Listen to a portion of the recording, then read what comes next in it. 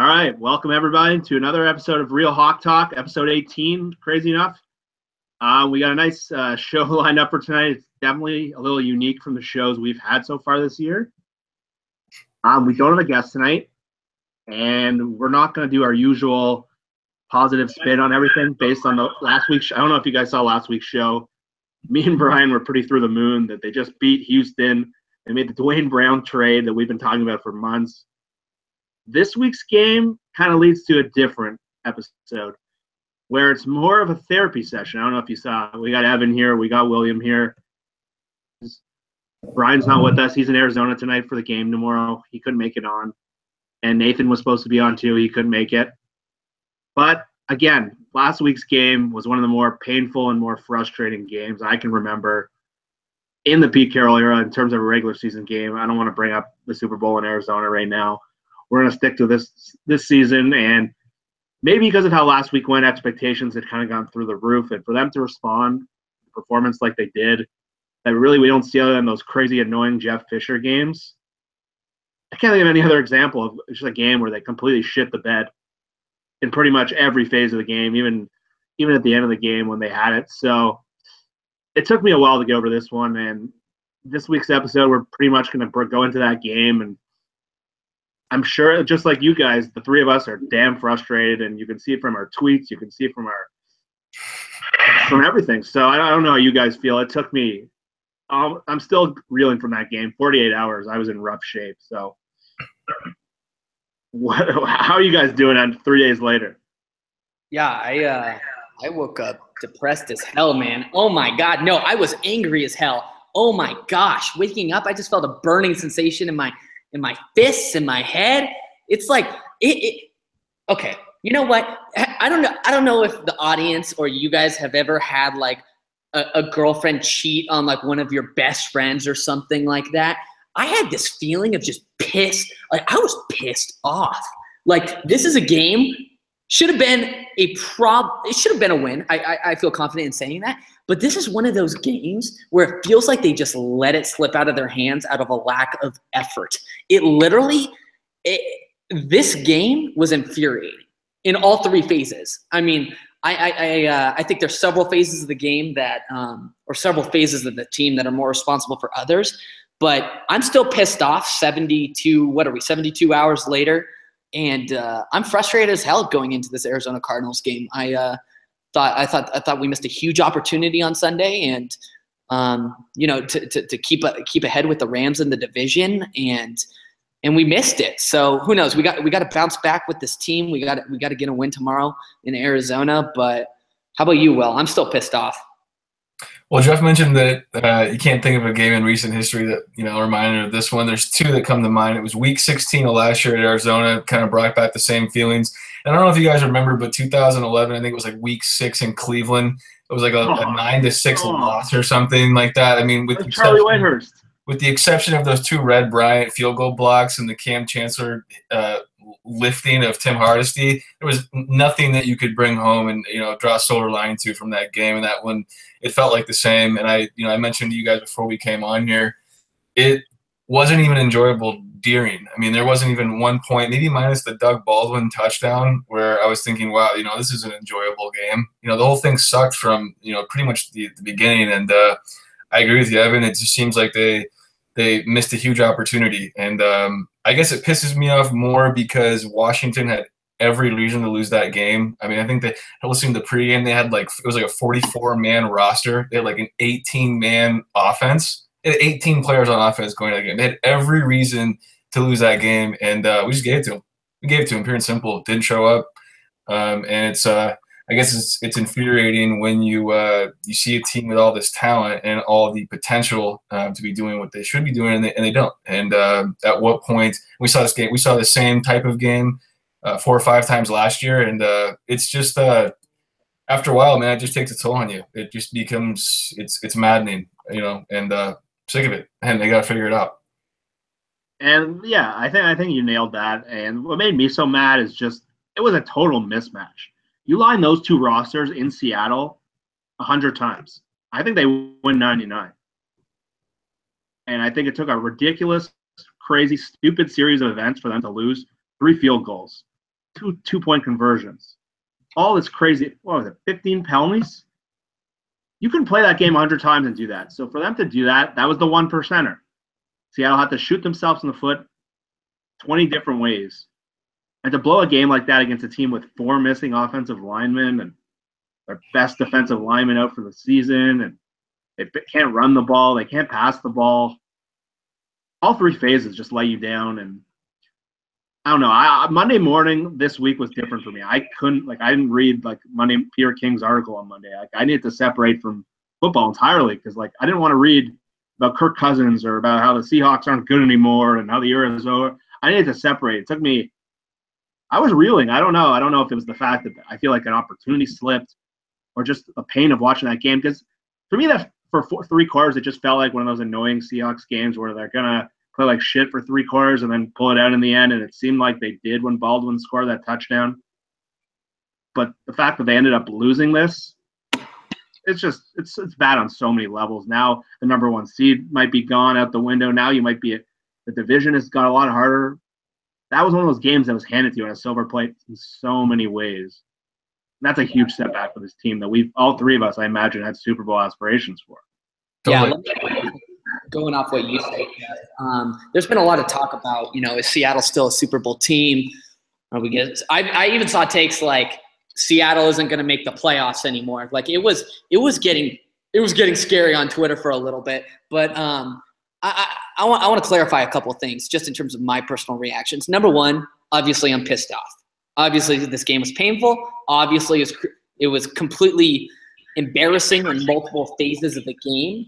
However, I do not think this deters Seattle's Super Bowl chances. I do not think and honestly, I still think we're going to win the division. And I know I'm the most optimistic person in the world, but I really do think, just as the Seahawks have some tough games coming up, so do the Rams. I think Seattle's going to play. I think Seattle's going to play up to their competition. I really do. I feel like that's the team we are. We sometimes play down to our competition, and we sometimes play up to our competition. With these tough games going up, I think this team thrives on adversity, and I think they're going to take the opportunity. You got to remember, we're only 1 game behind the Rams. When everybody talks about the division standings in the NFC West, the Rams leading the way, you'd think they'd have like a 4-game lead right now. They don't. We beat them in LA, and they still have to come to Seattle. I think there's a very good chance we still end up being the number 1, not the number 1 seed, but the number 2 seed for home field advantage throughout the playoffs. But obviously, Seattle doesn't have many opportunities to kind of squeak away anymore. They have to take advantage of any easy opportunities they have left to make sure they get one of those top 2 records. Yeah, I think a lot of the reason that this one sucked so much was it was a timing factor to it all. You just came off a really, really exciting win over the Texans. Exactly. And then you woke up in the morning to watch the 10 a.m. games, and then Philadelphia and the Rams are looking really damn good. And so you're thinking, okay, this is that's fine because we're this is looking like an easy game at 1 o'clock coming up, and then you dropped it. And I think timing played a factor, and it's also how they lost. I know we'll eventually get into it later in the show, but when you miss 3 field goals, it's not a way you want to. You don't want to ever chalk that up to a reason you lost. And I don't know where you guys put the blame, but I think there's definitely a lot of blame in the special teams. To which degree we can talk about, but I think it's the timing and fashion of that game is what made it so rough. And but I do agree with you, Evan. I think that they still are a Super Bowl team. I always go back in these moments. Just look back 2 years ago. Look at the Denver Broncos 2 years ago, that Super Bowl champion team. And at one point, they started Brock Osweiler for a long period of that season. If you look at their games against really bad teams, they were going to overtime. They beat the Bears by 2, beat Cleveland in overtime by 3. And it's just it's not always those 14-2, 13-3 teams that end up, going on to win a Super Bowl. So I think there's still hope. It's just it was hard to find it this week for sure. So, yeah, you hit on a lot of good points there. And I think we should kind of get into this more, maybe kind of run through the different reasons they lost that game and maybe where we lay the blame or where we see potential issues. And I'll start with me, obviously Blair Walsh. a huge impact on that game. Field goals. And 1 of 3 is a terrible game from a kicker, right? The whole game changes. They don't need to go for 2 all those times. All of a sudden, that touchdown at the end is completely. Hey, CJ's here. All right. Oh, you guys can see me. Yes. Hey, did I miss Evan Reminisce yet or what? Oh no, you haven't my grievances yet. You're in for a treat. Yeah. Cool. All right, So cool. for those who are joining now, we've had me, Evan, and Will. We've been talking about that disastrous game from Sunday. They just pissed one away against an inferior team. The Redskins have a roster of a bottom feeder right now. They're banged up, and again, I think they play that game 100 times. Washington wins 1, and that's what happened. That's how much Seattle shot themselves in the foot. So yeah, CJ, before you got on, we were kind of about to get into like the reasons they lost that game, who you lay the blame on, what you see as maybe a big picture issue coming out of that game. Well, obviously Blair Walsh is an issue. We're going to get into that later. But to me, I know Evan's going to want to touch on this. I think it's a bigger issue than maybe just the kicker or maybe just the special teams penalties or Russell Wilson struggling in the wind or the rain. And I think there was a coaching issue in that game. And I think the game plan from a number of different levels was strange. I don't tweet much during the game because I can be an emotional wreck, and sometimes I come off as like a whiner, and I love blaming referees. I hate bad calls. I go crazy over bad calls. I wish I was better at that. But the one thing that kept driving me nuts all game was just their game plan on offense to me made no sense. I don't know if they just thought they would breeze past these guys. They were banged up. And I know Pete Carroll on the broadcast even mentions that they're so set on establishing the run. And they were running into using Eddie Lacy at the beginning before he got hurt. And it seems and we've said this so many times on the show this year, and I've gone crazy about this, but it seems that the coaching staff is so set on doing what they did in those Super Bowl years on offense that they're not realizing what they have personnel-wise. Their best players outside of Russell are all skill position guys. Baldwin, Jimmy, Paul Richardson, Tyler. The best backs are receiving backs, and they still trying to be this team that plays balanced, and they're trying to establish the run, and it seems like they're shooting themselves in the foot, and they're wasting 3 quarters trying to establish this run. And I'm a believer in the run from a philosophical standpoint, but from this roster, I don't understand what they're doing on offense. And I think they keep waiting until the fourth quarter or the last 2 minutes of the first half, do something on offense and play urgency. And they're just, I know they're like, what, 4th in the NFL on offense, in total offense right now, but they just seem to be a team that has no identity offensively, and they're trying to be something they're not. And I think in this game, that was, to me, the biggest issue other than maybe the penalties or the missed kicks. And it's been something that outside of that Houston game is a persistent issue. So I don't know about you guys who wants to jump in now, but where do you guys see coaching amongst the issues, or are you guys directing your anger a different way? TJ, you want to start since I mean, first off, it doesn't help that Chris Carson, we don't have Chris Carson anymore. It seemed like they were using him, and the identity was shifting a little bit. Okay, maybe the run game's coming back a little bit and all this stuff. But once Chris Carson went down, their identity went, ghost town again. And like you said, Jeff, they tried using Eddie Lacy versus the Redskins early. No, that didn't work out. That was terrible. And I know Evan tweeted a little bit about coaching issues or time management and whatnot. Honestly, I still look back at the offensive line, and I think the offensive line right now is still not gelling consistently like it was actually the past couple of games. And then here comes Brown, which, I mean, he had a good game. I mean, it's not his fault. He comes in and then the offensive line just crumbles. But I still shift my problems, my issues with the offensive line, because I think Russell Wilson, the reason why he's being a little bit inconsistent is because of the offensive line.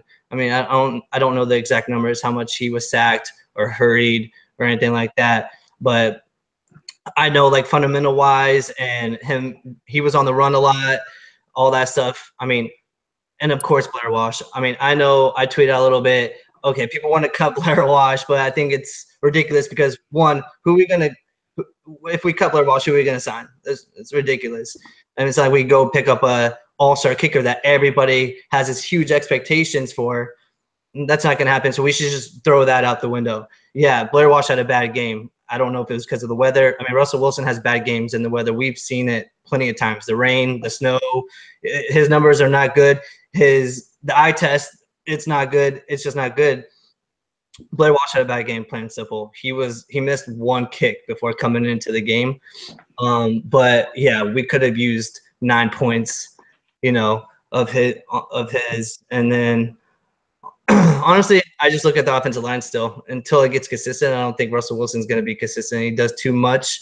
Obviously, the Seahawks don't have a run game. And, until they find an identity, I think that's the issue for me at least. Yeah, I'm obviously you guys know I'm one of the most optimistic people in the world when it comes to Seahawks. Like, but I'm here to tell you we have a very serious problem. We have a real problem here.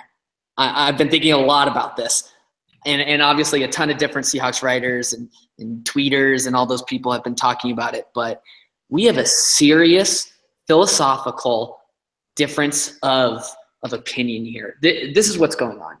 Pete Carroll is fully enveloped in this ground and pound game of this philosophy of we're going to run it down your throats and you're not going to stop us. It's this cruelty, it's like cruelty of football where it's like we're going to run the ball and you have no chance.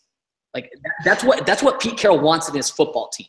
He wants a bruising back like Marshawn Lynch, good run blockers up front who just run it down your throat every single game and just, they lead the time of possession. And by the fourth quarter, Marshawn, your running back's going for 6-7 yards a carry, something stupid like that. That's how Pete Carroll wants to play football. This is the problem.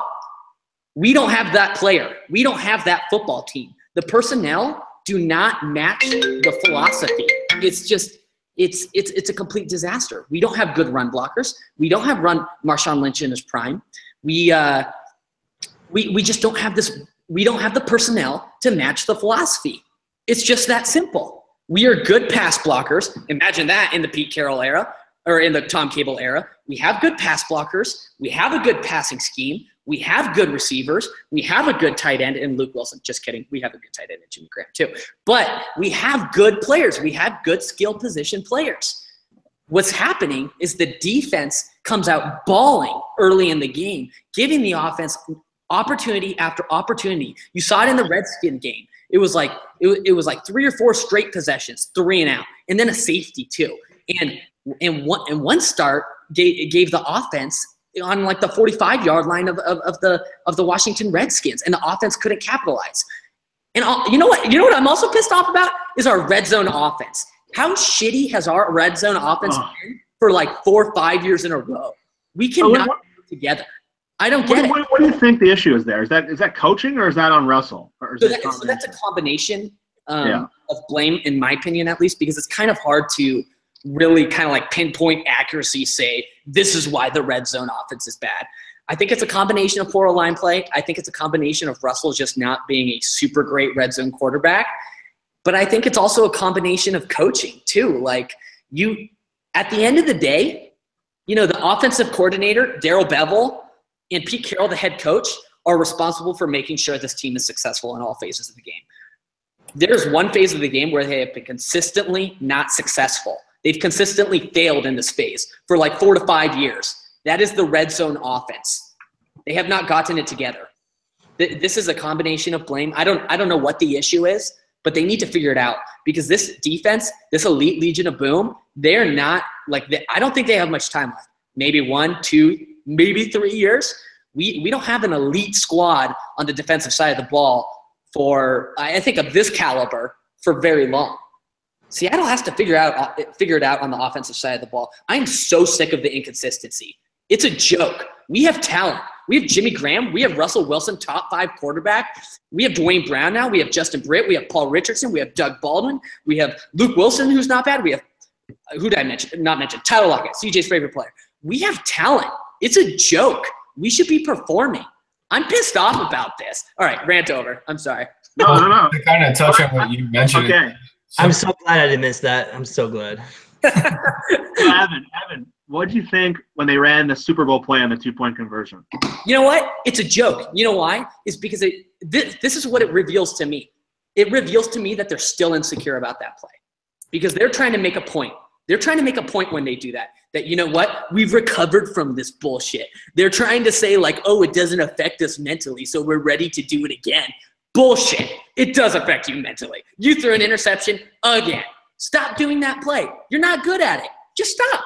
To me, it shows insecurity in their offensive personnel and their offensive scheming. To me, it's insecurity. Well, I think kind of what you mentioned, I mean, they're just what it really simply boils down to is that they're one-dimensional. You stop the run game. Well, the reason the teams are able to stop the run game is because like you say, we don't have the personnel to have an effective run game, and so therefore it's easy for teams to stop that. And once you stop that, which is easy to do, you don't have to worry about one thing. And I think that kind of is a big reason that our red zone offense is lacking. I mean, think about when we had Marshawn Lynch, and even Zach Miller, I feel like was a good red zone. I mean, we had a much better, red zone offense when we had those two players. But I think it just really boils down to that, man. I think you hit a nail on the head, man. Just don't have the personnel to be the team that they want to be. One more thing on this. What's with this coaching's obsession, or what's with this coaching staff's obsession with Eddie Lacy? I don't get it. He hasn't shown much.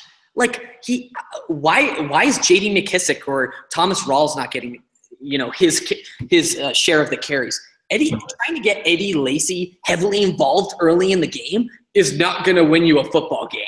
Getting Russell Wilson heavily involved and Doug Baldwin and Jimmy Graham and Tyler Lockett and Paul Richardson, getting your best players on offense involved early in the game is what wins you football games. Getting Eddie Lacy involved early is not going to win you a football game. He's just not that great. He's okay. He's not going to win you a game. What's this focus around him in establishing the run? It's crap. It's horrible.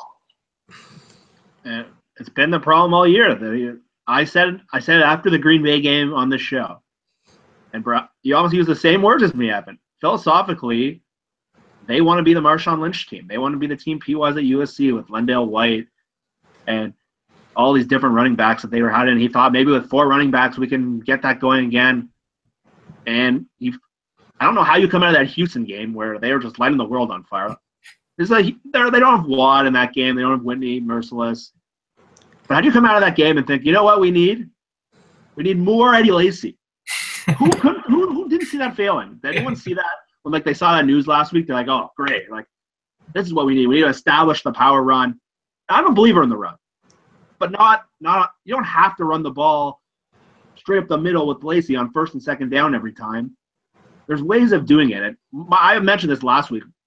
2007, Mike Holmgren, Sean Alexander was on his last leg. Steve Hutchinson was gone. Mike Holmgren basically scrapped the run. Remember they had those 4 receivers out wide? I think it was Hackett, Branch. Mm-hmm. That's good coaching. That's an adjustment to your personnel. And that team made the playoffs. They fell short in January. But at some point, you have to stop beating your head against the wall. Stop trying to waste series with Eddie Lacy. I know there's people on Twitter who think they shouldn't even run at all. And they think the run game is stupid. And I wouldn't go that far. But yeah, I think you're totally right.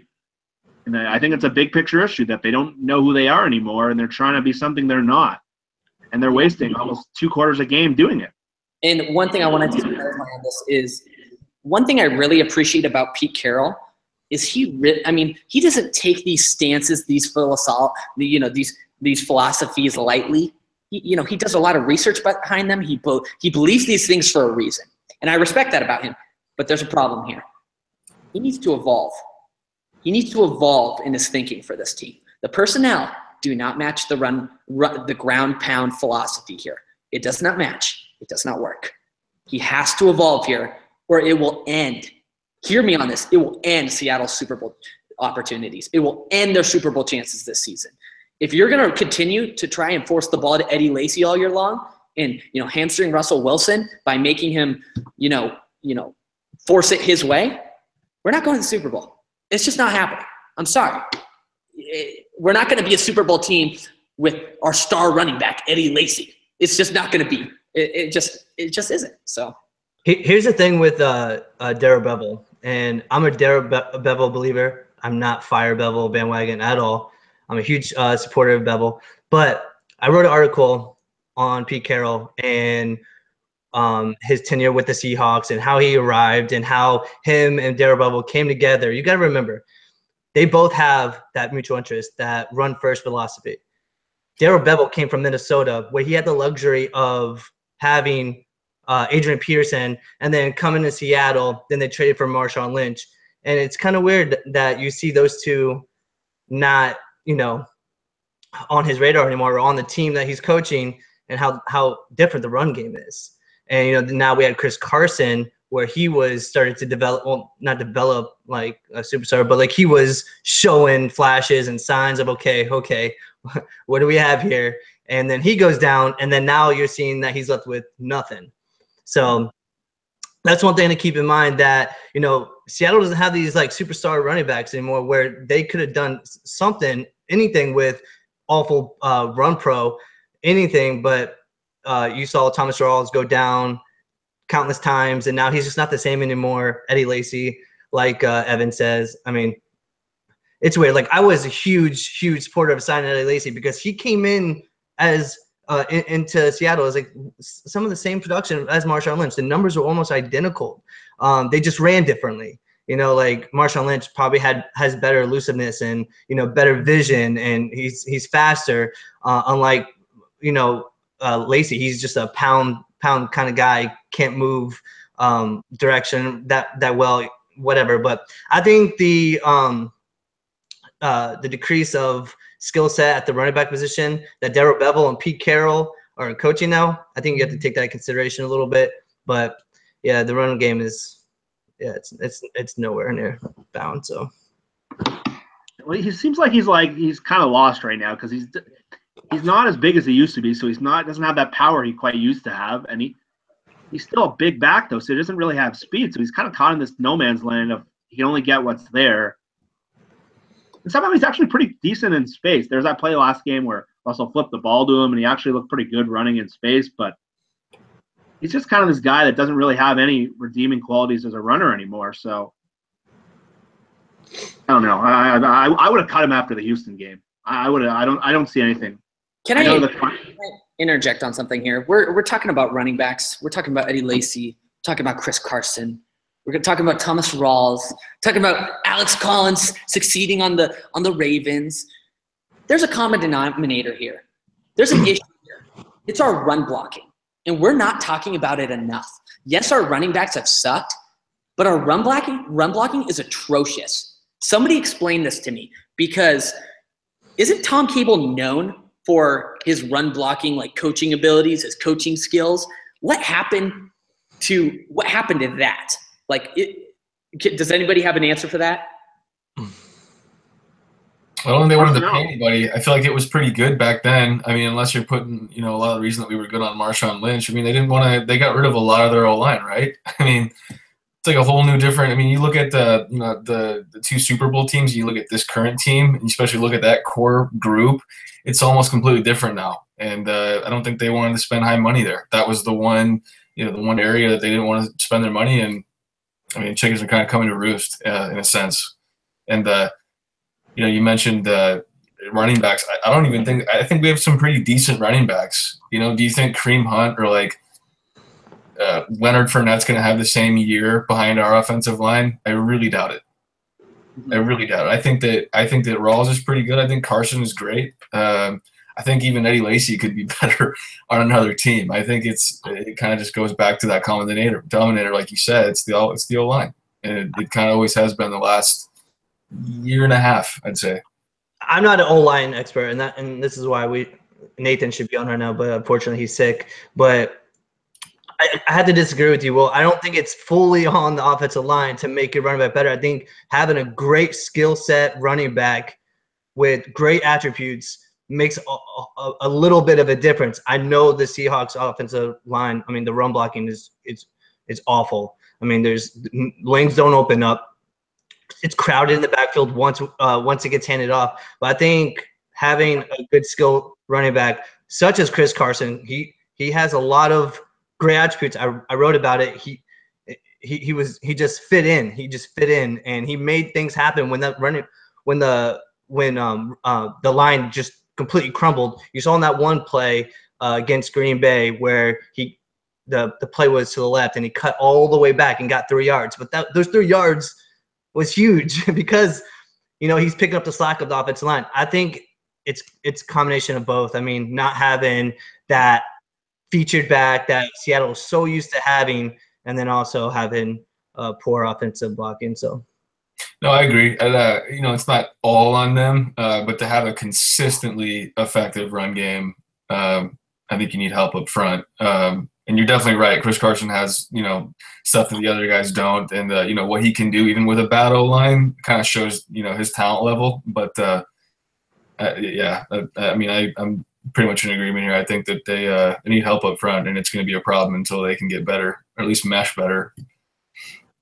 And yeah, I think the personnel is a big part of it. J.R. Sweezy was a really, really talented run blocker.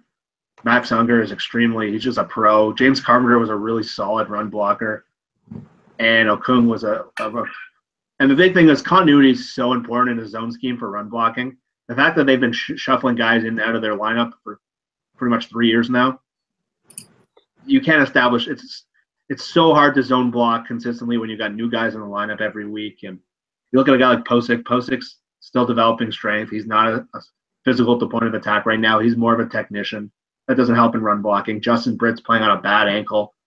He can't establish power right now, so he's been struggling with a lot of the game. And Ifedi, just his technique isn't good enough. It's simple as that. He's a powerful man when he's not holding people every 2 minutes. But yeah, we've hit on the running game enough. And I think coming out of that game, if you watch, I think the last thing most people are thinking about is losing or the coaching approach to the running game. So why don't we play a bit of like the blame game and kind of try to maybe do a little pie chart kind of thing of where, because that game frustrated everyone. You couldn't, even just from a pure viewing standpoint, if you're not a fan of either team, just watching Seattle play was frustrating. It was ugly football. Russell Wilson struggles in bad weather. Whether it was coaching, and I don't know how you guys feel about this, but some people blame the defense for that game. As good as the defense was fantastic. Ooh, there was I 100% definitely agree with it for sure, but as ugly and as stupid as that game was, the game's on the line. Doug Baldwin scores that touchdown. And Washington goes down the field in 3 plays. So if you're one of those guys blaming the defense, I get it. I'm not going to that field because if Blair Walsh hits one of those kicks and they don't have to be – we're not playing from behind with these dumb 2-point conversions that are never put in that situation, but the coverage didn't come through. And you could argue with maybe the way Seattle called the game there. And so I don't know if – maybe, Evan, you're the most passionate about this compared to the rest of us, and I love it. But how would you break down the blame from that game? How would you assign it? Yeah, so that's a really good one. I'd say probably 60% coaching, maybe 30% offensive line. No. I reset. 60% coaching, 20% offensive line, 15% Russell, 5% wet conditions. I'm gonna stop on this point because I'm passionate about it too. Like you said, Jeff, stop blaming the defense. I am 100% firm in this belief. Stop blaming the defense because you know what? You know what happened last Sunday? The defense came out balling. They played a full 3.5 quarters, and you know what? The offense played a full 1 quarter. This is what happened. Yes, the end drive was horrible by the defense. I am not excusing that. They should have not let that happen. Yes, I agree. But you know who came to play on Sunday? The defense. The offense did not come to play. What I do not understand is how we excuse 3 poor quarters of pure trash from the offense, but we absolutely crucify the Seahawks defense for 1 quarter of poor play. The offense has to seize the early opportunities. We cannot have 3 straight quarters of the defense balling and then the offense deciding to come to play in the 4th quarter. And maybe you disagree with me, CJ, but I'm absolutely sick of this. The offense has to come to play. It cannot wait till the second half to start playing. No, like everybody's saying, the offense is too talented. There's too much talent on the offense side to be starting playing football in the second half. But going back to the defense, listen, I don't know if the numbers add up or not, but I think the defensive line had their best game by far against the Redskins. I mean, just watching tape alone, how they were moving and getting to the quarterback. Kirk Cousins, how many times did Kirk Cousins go down? Like 4, 5, something like that. They were playing against backups though. I don't care. Dwight Freeney, he's looking like a straight up steal for the Seahawks heading into the second half of the season. Michael Bennett, he's having such an underappreciated season right now. I mean, he has 6.5 sacks, and he's balling. I mean, he's making tackles when it matters, getting to the quarterback consistently, and no one's talking about him because maybe this whole protest thing, whatever. But Michael Bennett should be talked about more. Frank Clark, I don't have to go there. He's a stud. But I think the defensive line is meshing up real well. And think about it. Yeah, they went up against backups last week. But they did what they did without Sheldon Richardson. The Seahawks against Deion Jordan looks like tomorrow. That's going to be interesting to see. And, but I was so excited about for the defense last week, and it sucked that so much great plays that they made to try to win this game, it really becomes mute because, I mean, obviously the Seahawks didn't come down with the victory. I mean, Evan, you said it, man. The offense is just inconsistent. They need to – they're too talented not to be able to score on the first drive, eventually, going down the season. They're just too talented. So how would you break down the blame for that game? I'm not a percentage guy, but like I said, I had a problem with the offensive line. I mean, the only coaching issues that I really have is, I guess, towards the end where time management. They could have ran the ball at least a little bit or something like that. Tack some time down. But I mean, I'm not here to blame the coaching staff or anything like that. But Russell Wilson had a poor game. I think it was a combination of him having a bad game and with the offensive line as well, having that. So I don't know. I'm still looking at the offensive line, man. I'm not putting all the blame on it, but I think it's the main reason still. What about you, Will? I think special teams is the one that obviously sticks out for me, and not just the missed kicks, but the penalties on special teams. There was a couple times that I remember, and I haven't rewatched the game or gone back, but it just you had an opportunity to get great field position. I know there was one where we had the Redskins down within their own 10. They kicked the ball, they punted back to us, and there's a penalty that pops up, and then you're back 15 more, 20 more yards, and it's just. I feel like that was kind of the theme throughout the day, and CJ kind of hit on it, offensive line. I mean, there was every time Russell Wilson left the pocket, I felt like a flag was coming. It was one of those games, and we're kind of used to that to some degree. But how many penalties did they have last week? I mean, guys were tweeting left and right about the penalties that were on them. It's not just the play; it's before the ball is even snapped, and that's a huge problem when you can't, when you can't play offense. I mean, consistently, if you're always trying to get, or if Russell Wilson's always trying to get the offensive lines back, even when when we're going back, Russell still has to go forward. It's just ridiculous. The offensive penalties, or the penalties on the offensive line, they need to get cut. The blocking, obviously, we know. I mean, there's still so much issues with them. So that's my take. Well, I'm a little bit conflicted on it because I agree. I think that Russell did not have a very good game, and how much of that do you put on the weather? How much do you put on O-line? Because are you asking? At some point, are you asking too much out of one player?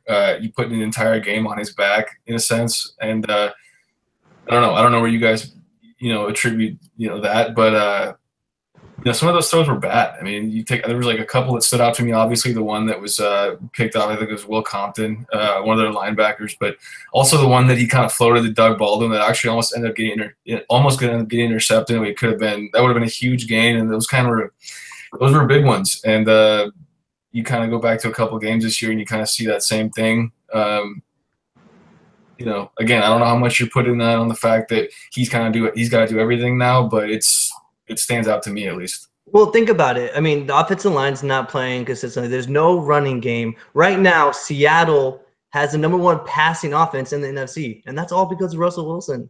He's doing so much, and I think that's another reason why the coaching is trying to get the running game involving, or not again, but trying to, because I mean, if they don't get that, figured out, which I don't know how well they could going into the second half. But what about Russell Wilson starts to get hurt? Seahawks season's over.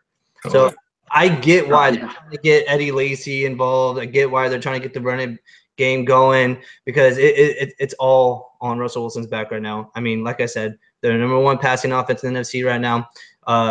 Russell Wilson's doing it in the fourth quarter too. He has the best passer rating in the NFL. I mean, there's so much he's doing, and it's all becoming not because nothing's gelling consistently. So you guys are too nice. Blair Walsh it's got to be number 1 for me. That was a fireable offense. 0 for 3, and they don't even trust him to go for. They have to go for 2-point conversions twice. He screwed up the whole flow of the game. Yeah. You can't miss 3 field goals and a half. So as much as we could blame other issues, Blair Walsh for me is the number 1 reason they lost that game. He just set back the entire strategy from forcing Pete to do some weird things. And number 2 to me is coaching. We've hit on a lot of big picture issues, but I can't remember if it was CJ or Will who said this. There was some weird clock management going on where Pete let 25 seconds off the clock before he called a timeout, or he doesn't call a timeout. He calls a timeout before the 2-point conversion that they didn't even really need to go for it after that second touchdown. Like that last timeout, they really could use.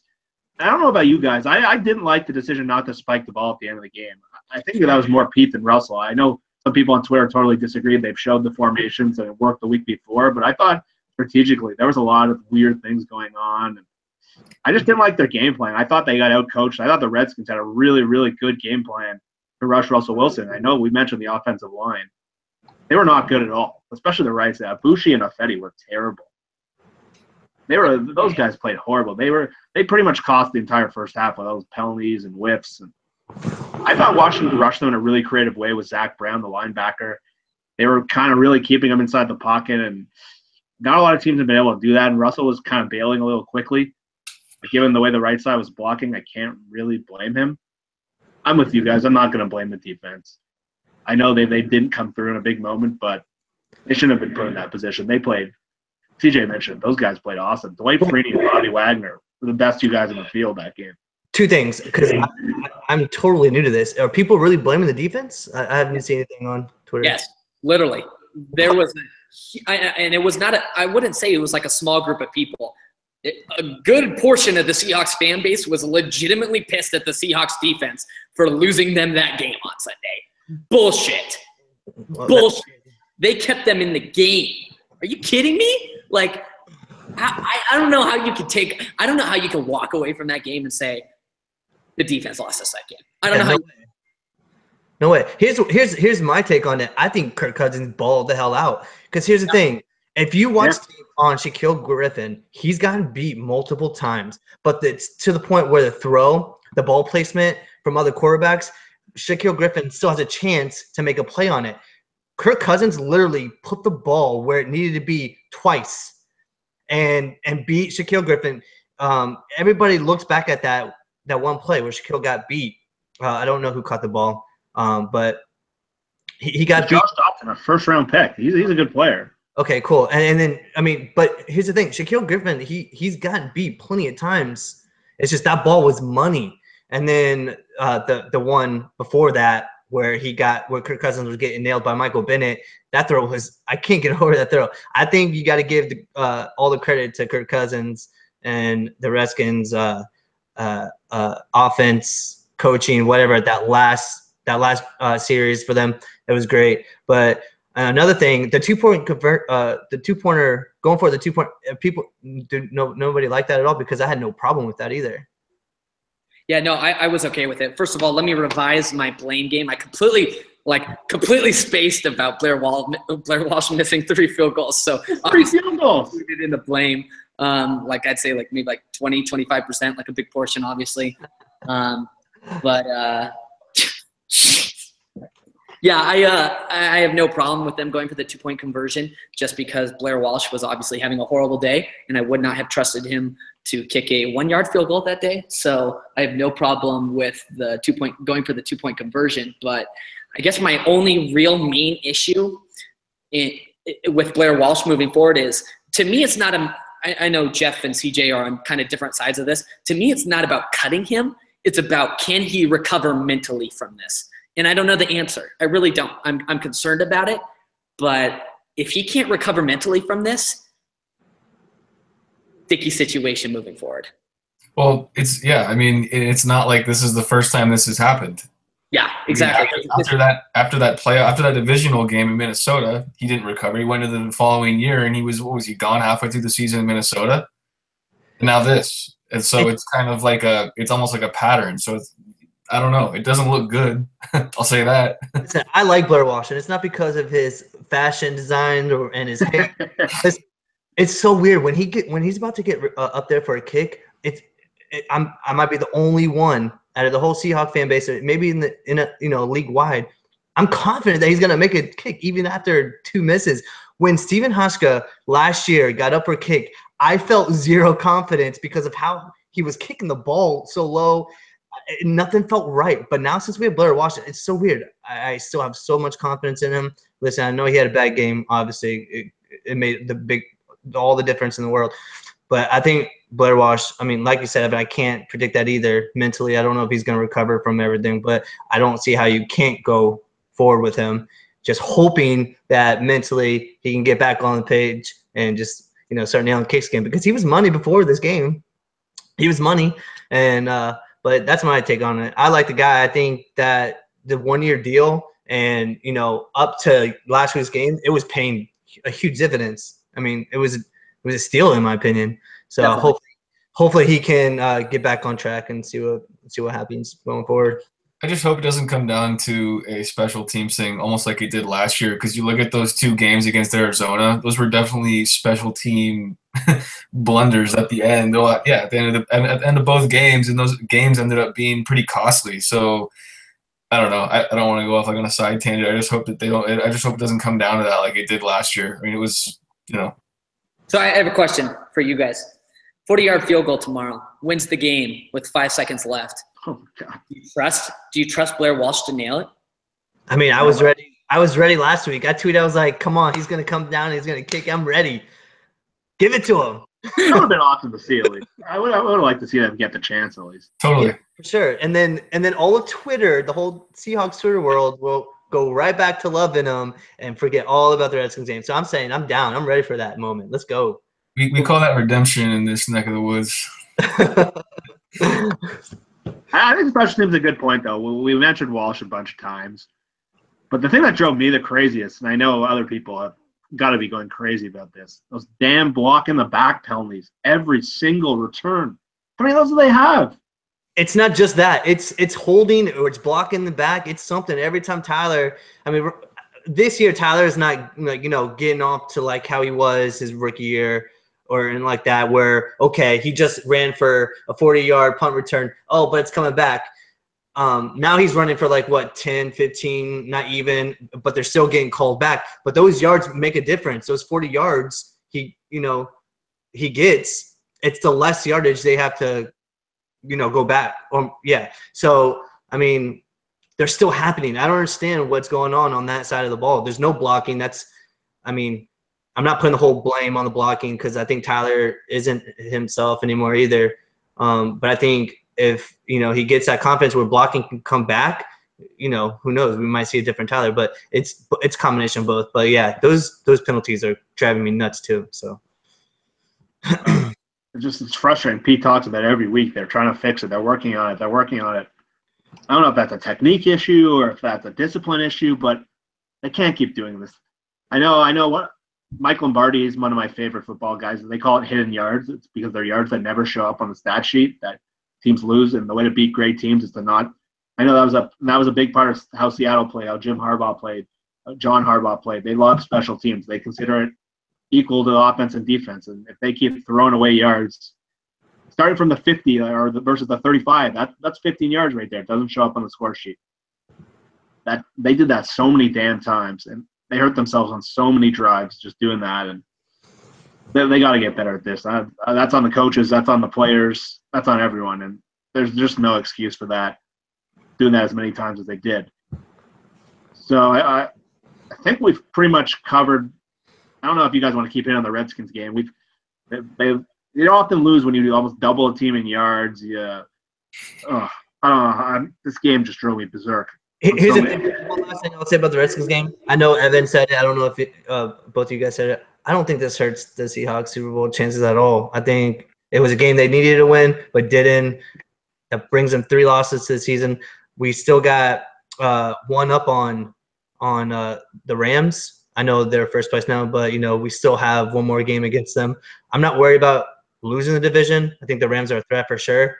I think the Seahawks can easily get back on track and groove to hopefully the first seed, but I don't think this diminishes them not being a contender for the Super Bowl. It sucked. The Seahawks definitely sucked, and it shouldn't have happened. It was just poor execution on the offensive side. Defense did their job. Maybe coaching staff didn't do their job a little bit.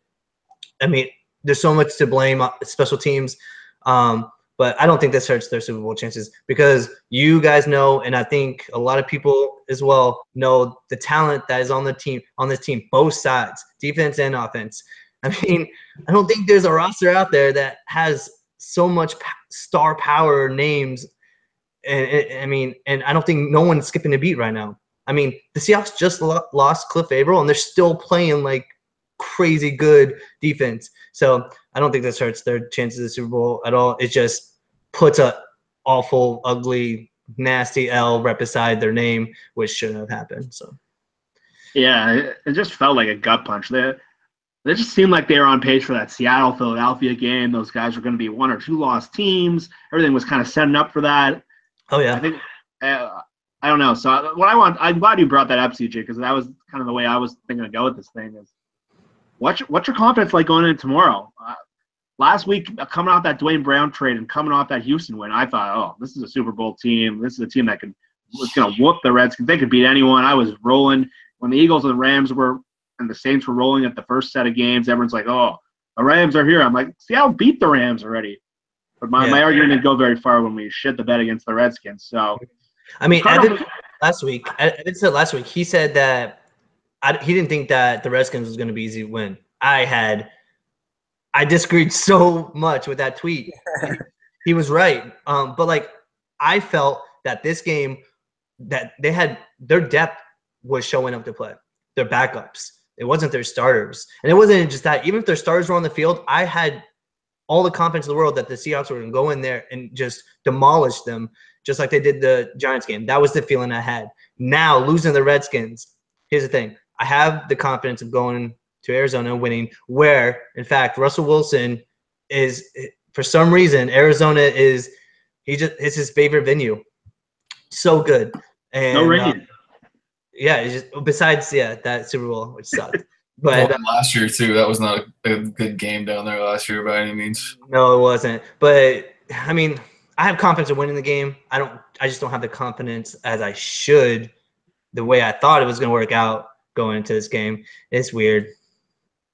I'm going in with the same mindset. If we're going to lose tomorrow night, it's going to be because we beat ourselves. I don't think Arizona's going to beat you. I don't think Drew Stan's going to beat you. Oh God, please no. Oh my God. I think it's the Seahawks beating the Seahawks just the same as it was against Washington. And I don't need another Drew Stanton like, come on, like whatever. No. I don't need that anymore. No. That's because he wasn't playing, right? No, I know that's what made it worse. I don't need guys like that when you're a backup. Exactly. I don't know. I have no idea what to expect right now. Like I thought my emotions.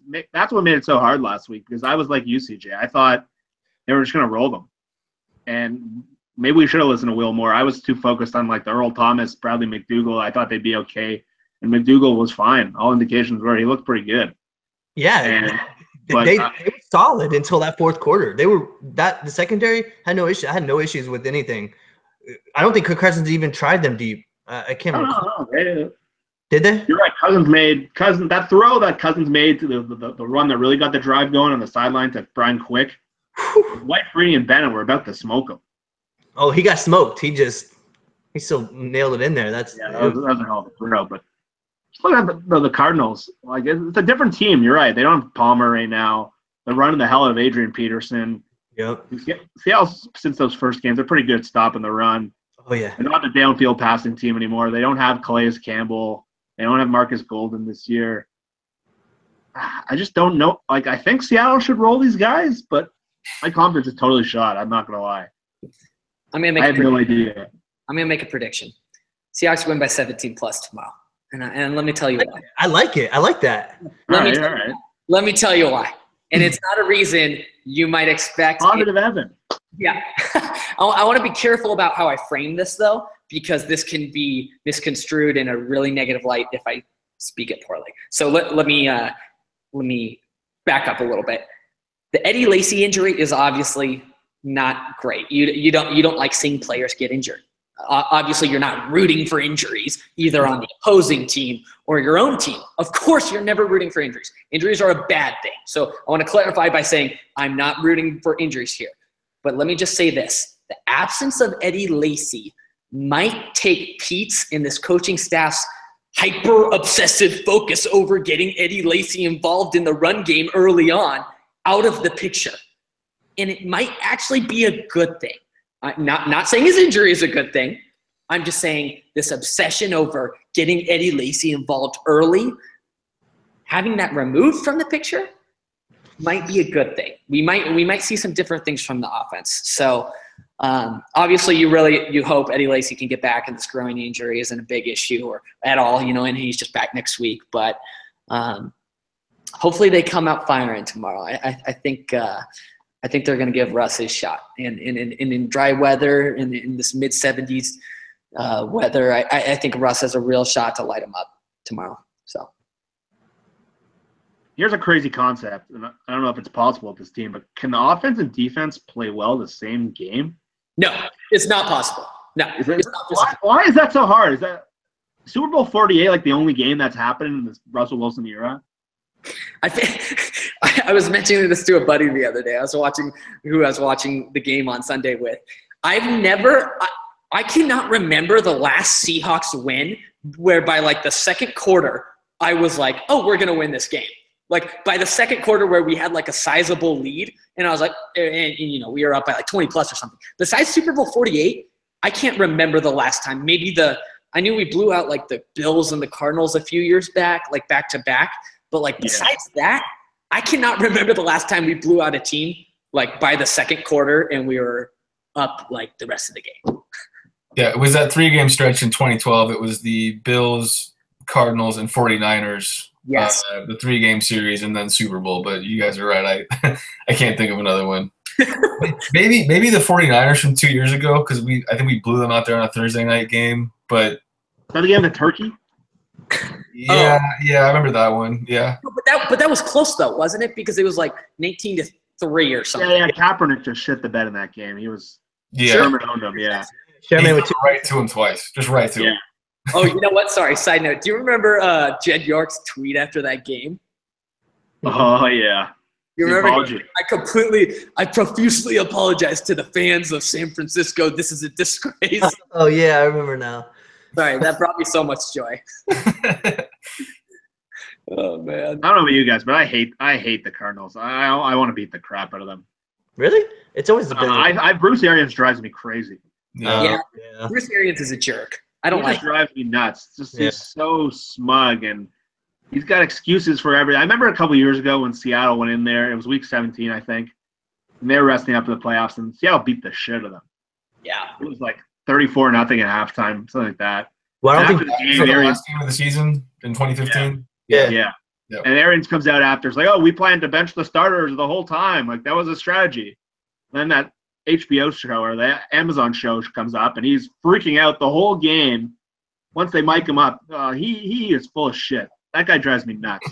So I don't know. Something about him bothers me. I know the Mike Salto's crazy about him too. I don't think he's beaten the Seahawks since being the coach, right, in Arizona. I think he's like 0-3-1. In Arizona? In Arizona, yeah. I think that's right. Because I know they beat us here on that one night. It was the Drew Stanton. He's beating the Seahawks. He's like the only coach in the Russell Wilson era that's really had Russell Wilson's number at home. Well, clearly since they play each other every year, once a year in Seattle. But yeah, never in Arizona. They can't. I don't know. He can't just win there. How about this? What do you guys want to see tomorrow night? We've talked about big picture issues. We've talked about that damn Redskins game. Well, what's the number one thing you want to see tomorrow? I saw that Rawls was going to start tomorrow, and I want to see him get going. I thought you saw a little bit of light there at times in that Redskins game, even where he, got a little bit of light and he got through the line there, and I want to see that continue more than anything else tomorrow for sure. I want to see a lack of penalties in all sides of the ball. I want to see a lack of penalties, from the offensive line, special teams. I'm sick of blocks in the back. I want a lack of penalties. I think for me, honestly, I want to see Cam Chancellor come back to form. It seems like he's I don't know what's up with him, but he has a good track record against Arizona. With Earl Thomas out, with Shaquille Griffin on the other side, being a rookie, I would like to see him step up and be a leader on this team in any aspect, just making plays or if it's verbiage, whatever. And then this might be cliche, but a pocket for Russell Wilson, and that's every week for me. And I don't see the Seahawks losing this game. I know that the Cardinals will pound the rock with Adrian Peterson, as Jeff said. They've been using him forcefully, especially with the backup quarterback playing now. Here's the thing: the Cardinals are not out of any playoff picture whatsoever. They win this game. Don't the Seahawks sort of third in the division? We have the same record as them then, 5-4. Right, but then they'll have the head matchup with us with the loss, and they'll move up second. Yeah. This isn't a game like, okay, we're in this is the last game of the season, Cardinals are out of it. No, this is gonna be a division rival game, hard fought, whatever. So that's why I don't feel really that confident as last week. But yeah, I want Cam Chancellor to step up. I want to see more pockets for Russell Wilson, obviously, and then and this might be another no-brainer, but utilize your playmakers. Give Lockett the ball more. If it's sweeps or screens or flies, give him the ball more. Use Jimmy more. Obviously, I've had a problem with Jimmy all season. A lot of my followers know that, but I like to see them utilize him more. And then, like you said, Thomas Rawls. Here's the thing: I played basketball in high school. I was on JV 1 year, and then I started varsity, or I played on varsity for the rest of my years. I didn't start at all until like my senior year on varsity. That moment when I got that nod to start, it made a huge difference for me. I was more confident in everything. I think with the mental mindset or point of view, that a start could make a huge difference in anybody. So hopefully a start with Rawls, getting the nod, maybe he can do something, and opposite line can gel more too. So yeah, I think we all want to see the offensive line play better, especially the right side. The right side was terrible. Yeah. Fetty's got to get better playing with his arms and the holding. And when Russell bails from the pocket, he's got to just kind of let him free. And I know Arizona's been good at edge rushing Seattle, but just happy Calais Campbell's not going to be around. He just whooped them last year. Couple more weeks. I know. But for me, the big thing I want to see, and we've talked about it, I want to see the defensive line show up. It was great seeing what we did last week, but I was kind of waiting for that performance all year with all the talent they have. Sheldon Richardson's going to be back tomorrow. Farina knows these Cardinals players well, and the tackles in Arizona aren't great. They've been really rough all year, and if they can do it again, that can really build confidence that they just weren't playing against a bunch of guys who won't even start for Seattle. They're that bad. So I want to see that. Chancellor's a good one, and one thing none of us have talked about, which is a big part of the game. No one talked about those dropped interceptions. Those were terrible. Yeah. Like if Chancellor picks off that ball, I think it was the first series of the game, that might be a pick six, number one. And they had a couple times where they just could have flipped field position. And I don't want to blame the defense again. They were fantastic. But just missed opportunities all day, and guys who are like, you're not getting an easier interception than that ball. It's tipped up in the air from Kirk Cousins. You can sit on that for 2 seconds, and then Sherman drops a ball. He played perfectly. So I want to see them just come through with turnovers. I want to see the special teams not do idiotic penalties all game and maybe learn to block someone technically correct. And, yeah, I just want to see them, what CJ said. I want to see them utilize their playmakers and come up with a game plan that makes sense given their personnel. Because if you can't run the ball, maybe just throw – like, I don't understand last game. This was driving me crazy. When a pass rush is dominating you, the number one thing you can do, and Philly was doing this really well against Von Miller. I watched the whole game before that. why don't they run one screen? Why don't they do one play where maybe they do that play Brett Favre used to do, where he'd flick the ball up the middle, and like someone like McKissick or maybe even Lockett or Richardson. That's how you negate a pass rush. You throw the ball quickly, and when all the rushers are coming, you have a big hole there. They didn't do one screen pass all game. I know Seattle has been historically terrible at the screen. Not Russell's best pass, but they had a couple nice looks in the Colts game. They had a couple nice looks in the Texans game. I just want to see a smarter game plan from Bevel to Cable to Carroll all over.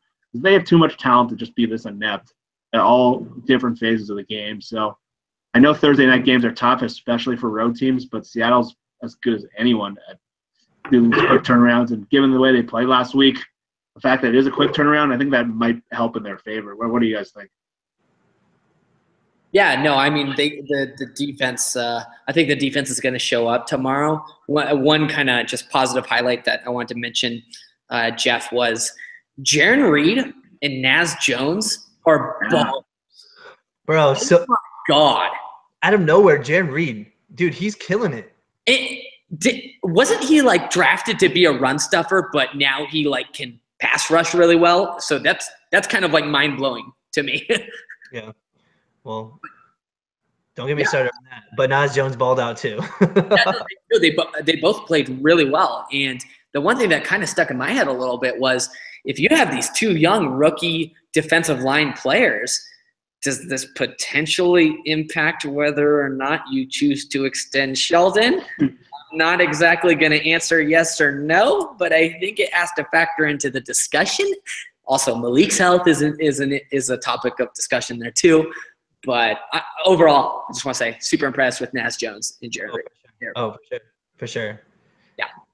That's a great shout out. Jarran Reed's been a guy I've been talking about almost every episode of the show. And me and Brian had disagreements on him earlier in the season. I thought his play was not showing up in the stats.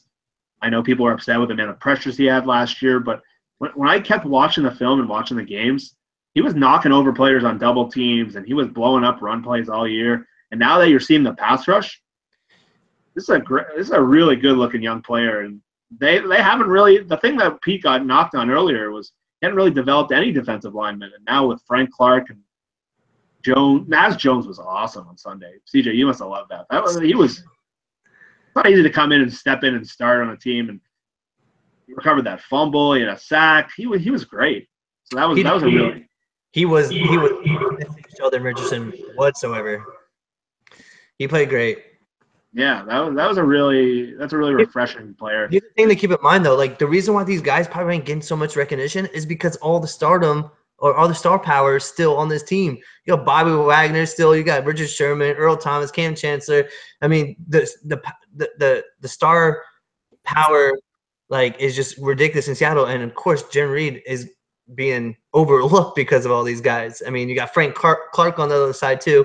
You know what? He's so good. He's still like not yet like getting enough recognition, maybe from Pro Football Focus. I mean, take that from what you will. But like I'm talking about nationally, Frank Clark's still not even getting recognition. He's bowling. So I think that has to do a lot to do with it. But hey, for me, I don't care if they're not getting recognition. Let them still be under the radar. I'm sure the coaches know about him on the other side, but yeah. Well, it's good that they're developing because that will probably be a position of need at some point in the near future, considering Michael Bennett's age, Cliff Averill being out. That's something we're going to need. So it's definitely nice. It's funny that people are still talking about Michael Bennett's age when he's literally having one of his best seasons as a Seahawks, maybe his career. It's crazy how much he's balling right now. He's like, it's been really quiet too because I haven't really, no one's really been like talking about him, but he's got, the numbers are there. Oh yeah, and he does show up. Yeah. So yeah, I think that's it. We're getting near the end tonight. I think we nailed everything about that Redskins game. It's something I hope to never have to revisit the rest of the year. I hope we don't have a game like that for a long, long time. Hopefully that is kind of a wake-up call that this team needs. But man, this is a big game. CJ and Will hit on this 5-4, 5-4. You don't want, if you end up 5-4, you're not getting. Who knows? That they're right now. Seattle's not in the playoffs. The season ended today. I know that's a stupid stat because the season doesn't end today or even close to it. But this is a big game. So Yeah. He need a ball out. Russell, I want to see him bounce back. I know a lot of the problems were offensive line and running game related, but he was not good enough. Even Pete, who will never say a bad word about Russell, admitted right after the game he was off. So I'm going to be watching him closely. I think he could tear up Arizona, just throw the other side of Patrick Peterson. The other corners stink. Seattle should have a ton of success on defense against a bad offensive line, a receiving core that isn't quite the same. Larry Fitzgerald's near the end, so we're all gonna be watching this game closely. And I know Brian usually hits on a bunch of sponsorships towards the end of our show. We got good stuff going on all over the website, articles all over.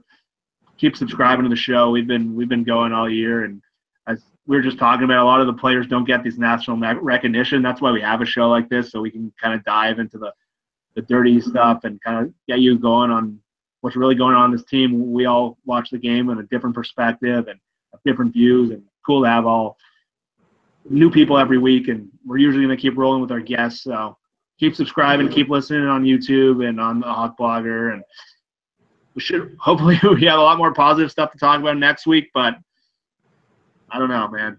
We'll have to see what we do on this short week. So I think that's it for tonight. I don't know if you guys want to chime in once more, but Evan's down in Arizona, Brian's down in Arizona, so there should be a ton of Seahawks fans down there. It's going to be fun tomorrow night, and hopefully we're all happy on Friday and our week isn't ruined like it was last Sunday, at least for me.